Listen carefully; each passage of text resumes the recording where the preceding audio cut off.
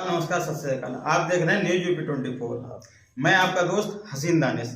इस वक्त हम मौजूद हैं बरेली की कृष्णा नगर कॉलोनी में, जहां पर हमारे साथ मौजूद हैं जलालाबाद के पूर्व विधायक नीरज मौर्य, जिन्हें समाजवादी पार्टी ने अपने पीडीए के तहत दलित, पिछड़ा और अल्पसंख्यक का जो इन्होंने कॉम्बिनेशन बनाया, उसके तहत नीरज मौर्य को प्रत्याशी बनाया गया है। नीरज मौर्य लगातार 2 बार जलालाबाद से विधायक रहे, उसके बाद तीसरी बार किसी कारणवश हार का सामना करना पड़ा। इस वक्त वो औला से प्रत्याशी हैं। बात करेंगे उनसे, क्या उनकी रणनीति है और आखिरकार जलालाबाद और औला सटा हुआ है, उसके बावजूद लगातार कुछ कार्यकर्ता सोशल मीडिया पर इनके बाहरी होने का दावा कर रहे हैं। बात करेंगे नीरज मौर्य। स्वागत है हमारे चैनल में आपका। धन्यवाद। जिस तरह से आप लगातार 2 बार विधायक रहे जलालाबाद से, और अखिलेश यादव जी ने आप पर विश्वास करते हुए औला से प्रत्याशी बनाया, जबकि कई प्रत्याशी जो थे, कई दावेदार थे, यहाँ से लेडी शर्मा जी थे और अगम मौर्य जी थे, आप पर विश्वास जताया, तो आप उनके विश्वास पर कितना खरा उतरने की कोशिश करेंगे? 100% हम लोग पार्टी की नीतियों के तहत जनता के बीच में जा रहे हैं, पार्टी की नीतियों को उनके अवगत करा रहे हैं और जनता का भरपूर समर्थन भी मिल रहा है।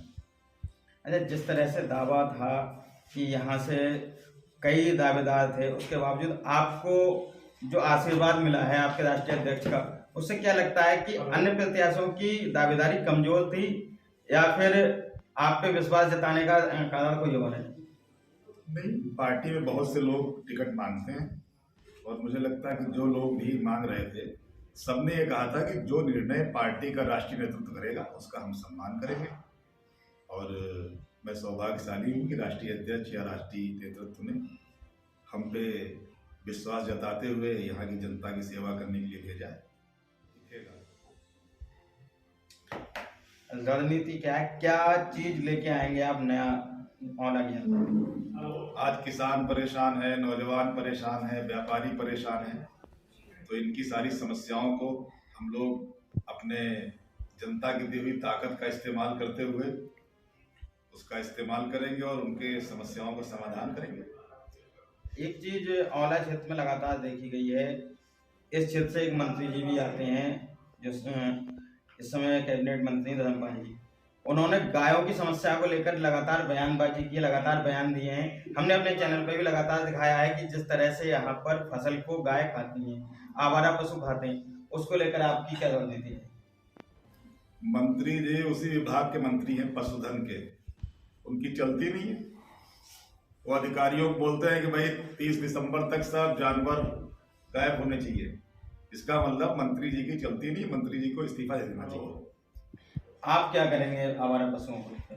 उसके लिए पूरी रणनीति बनाएंगे और हमारे राष्ट्रीय अध्यक्ष जी ने कहा है कि हम लोग न्याय पंचायत स्तर पे एक सुदृढ़ व्यवस्था गौशाला की करेंगे, जहाँ पे जो वहीं के लोग हैं उनको एक रोजगार भी मिलेगा और गायों का संरक्षण किया जाएगा।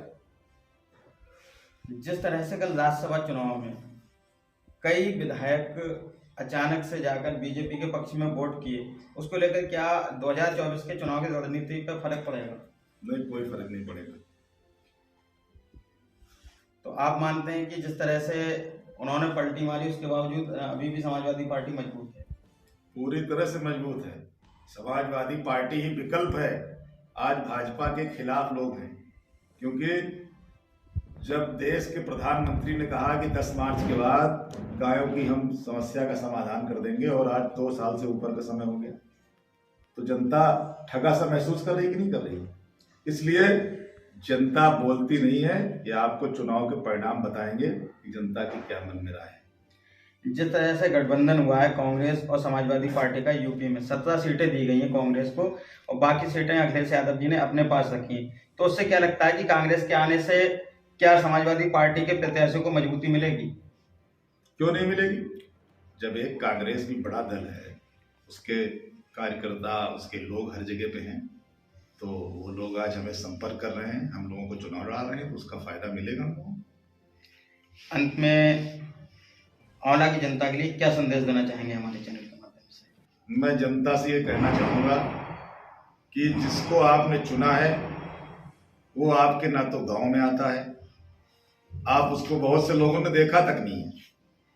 तो जो व्यक्ति आपसे मिला नहीं, जो आपसे वोट मांगने नहीं आया, तो ऐसे व्यक्ति को इस बार बाहर का रास्ता जनता दिखाए, ये मैं अपेक्षा करता हूं और मुझे भरोसा है कि आंवला की जनता इस बार बदलाव करेगी।